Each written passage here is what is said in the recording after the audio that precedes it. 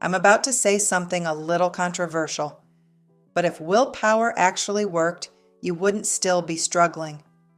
And no, that doesn't mean something's wrong with you. Do you tell yourself that if only I had more discipline, I'd finally be able to stick to my goals? Or that everyone else seems to have this magical ability to just do the thing, but you don't? Yeah, me too. For decades, actually. But here's what I've learned. Willpower is complete BS. It's a myth we've been sold, and believing in it is actually what's keeping us stuck. So what if you're not lazy? You're just misunderstanding how your brain actually works. I'm Jen, a certified life coach, and today I'm going to show you why letting go of the willpower myth might be the most freeing thing you ever do. Stay with me, because in just a minute, I'm going to tell you what actually does work when willpower doesn't. And it's way easier than you think. So let's talk about what willpower really is. For most of my adult life, I was convinced that I simply lacked this essential ingredient that everyone else seemed to have. I'd look at people who seemed to effortlessly achieve their goals and think, what's wrong with me? Why can't I just have more discipline? But here's the truth. Willpower is just another word for white knuckling. Think about it. When we talk about what are we really describing? It's forcing yourself to do things you don't want to do. It's restriction.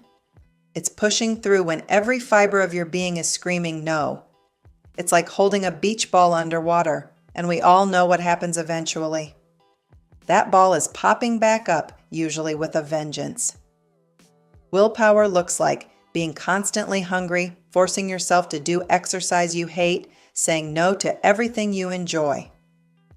Beating yourself up when you slip, and here's the kicker. If willpower actually worked, you wouldn't be watching this video. None of us would need help with our goals because we'd have already white-knuckled our way to success, right? Now you might be thinking, but Jen, some people do seem to have more discipline than me. Stick around because I'm about to show you what they actually have instead, and it has nothing to do with willpower. Why we believe in willpower. So why do we believe in this willpower myth so strongly? Because we've been conditioned to think this way. Maybe you had a coach or a parent or a teacher tell you you just need to buckle down and push through. We live in a culture that tells us if we're not suffering, we're not trying hard enough. That discipline equals deprivation.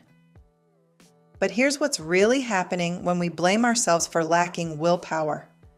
We're handing all our power away. When I tell myself I just don't have enough willpower, what I'm really saying is I'm broken. Something's wrong with me. I'm fundamentally different from other people who succeed. And notice how that feels. When you think I have no willpower, you immediately feel defeated, powerless, maybe even a little ashamed. And what do you do when you feel that way? Probably not much. Maybe you don't even start because what's the point?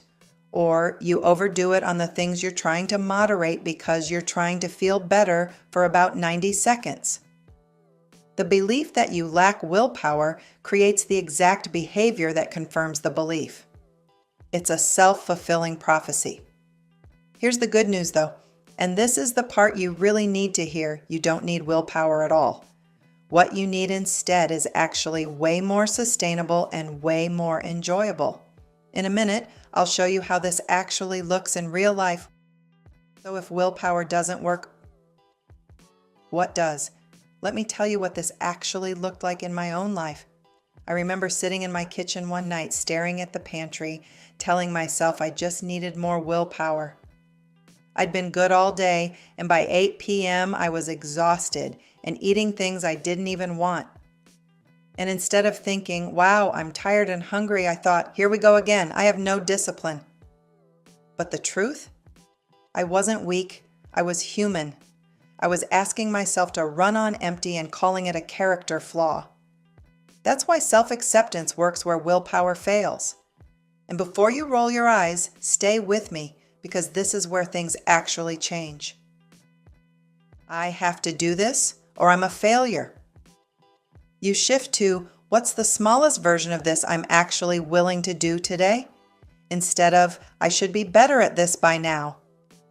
You ask, what would make this easier or more enjoyable? That's it. That's the shift. Because when you remove shame, your nervous system calms down. And when your nervous system calms down, you take action without forcing yourself. Not because you're suddenly more disciplined, but because you're no longer fighting yourself. The one action I want you to take. So here's your one takeaway. Write this down or save it somewhere. Stop asking, why can't I make myself do this? Start asking, how can I support myself through this? That single question changes everything. It turns resistance into curiosity. Quitting into learning, what's wrong with me, into what actually works for me. And that is how real change happens, especially for women who are done with beating themselves up. Ultimately, consistency in showing up for yourself is not based on willpower or self-discipline. It's actually based on self-acceptance. Practical application. So how do you actually do this? First, catch yourself every time you hear the word willpower or tell yourself you lack discipline. Just notice it. Name it. Say, oh, there's that old story again. Second, ask yourself, if I approached this goal with love instead of force, what would be different? Maybe your workout becomes 10 minutes instead of an hour. Maybe you focus on adding things you enjoy rather than restricting things you don't. Find ways to reward yourself for doing the correct behavior. Research shows that this is actually how new habits are formed. You do the desired behavior and then reward yourself for it. When it comes to goal setting, go back a level. Instead of I want to lose 20 pounds by summer, take a look at the habits that underlie that goal that would make that an inevitability.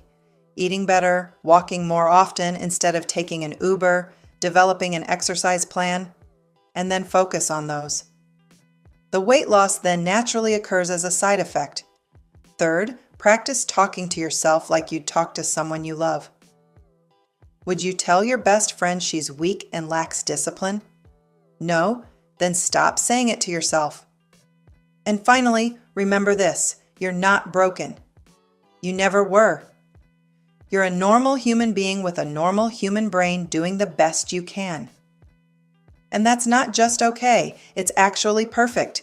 The heaviest thing you have to lose isn't pounds or procrastination or any goal you haven't achieved yet. It's the thought that something's wrong with you.